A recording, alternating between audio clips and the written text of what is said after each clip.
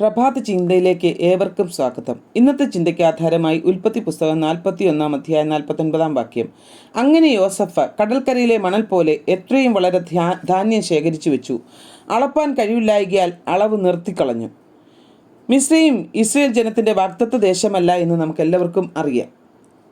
എന്നാൽ കനാനിലേക്കുള്ള പ്രയാണം ആരംഭിക്കുന്നത് മിസ്രയീമിൽ നിന്നുമാണ്. സ്വന്തം കുടുംബത്തിൽ നിന്നും തള്ളപ്പെട്ട ദർശനമുള്ള യോസഫിനെയാണ് ദൈവം അതിനുവേണ്ടി ഒരുക്കിയത്.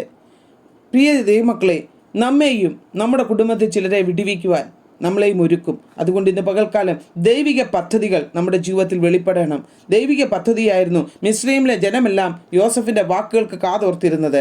സംവത്സരങ്ങൾ വിളയോട് വിള ചേർത്ത് വെച്ച് ആ അനുഗ്രഹിക്കപ്പെട്ട സംവത്സരമാക്കി മാറ്റിയെങ്കിൽ അളവ് നിർത്തത്തക്കവണ്ണം ദൈവം അവിടെ വളരെ പെരുപ്പം ഉണ്ടാക്കി സംവത്സരങ്ങളെ അനുഗ്രഹപൂർണ്ണമാക്കി. യോസഫിൻ്റെ വാക്കുകൾ അനുഗ്രഹിതമായി മാറിയതുപോലെ നമ്മയും അനുഗ്രഹമാക്കും.